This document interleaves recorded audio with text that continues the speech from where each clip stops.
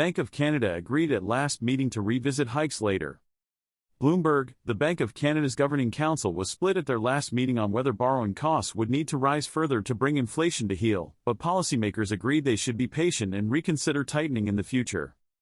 Officials decided to hold the benchmark overnight interest rate at 5% on October 25 and to reiterate that they're prepared to hike again, given slower than expected progress on restoring price stability and mounting near-term inflation risks. Euronext registers 11.4% YY drop in revenues in Q3 2023. Pan-European Market Infrastructure Euronext today published its results for the third quarter of 2023. FX trading reported €6.4 million of revenue in Q3 2023, down 11.4% from the year-ago quarter, reflecting negative volume 1009 impacts in the year-on-year depreciation of the USD, which offset higher volumes. Over the third quarter of 2023, average daily volumes of $23.2 billion were recorded, up 7.0% compared to Q3 2022, resulting from an uptick in volatility. Israel says no limitations to length of Gaza offensive. Bloomberg, Israel's military offensive in Gaza has no time limits to achieve the objective of destroying Hamas, according to a top member of the country's war cabinet.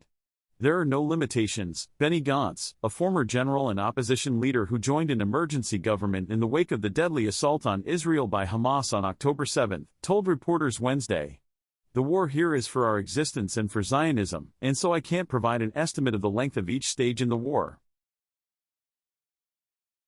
Eurozone retail sales continued to trend down in September. The 0.3% drop in retail sales in September confirms a continued weak consumption environment for goods. The outlook for retail is slowly improving, but the turning point is hard to determine. For GDP, this adds to our view of slightly negative growth for the fourth quarter and first quarter of next year. Retail contributed negatively to 3Q GDP, which was down by -0.1%, with 3 months of declining trade volumes. Markets today, doom and gloom. Oil falls another $2, reportedly on global demand pessimism. Former ECB chief Mario Draghi says easy will be in recession by year-end. U.S. 10-year auction results mixed, 1 BP tail but strong indirect share, 69.7%. NZ 1-year inflation expectations fall while in the Eurozone they rose. Commodity-linked currency, AUD, NZD, CAD, faring worse in G10 FX, alongside weaker JPY. Bank of Canada tightening bias still very visible. China likely back in CPI deflation today, but falling pork prices the main factor. Thank you.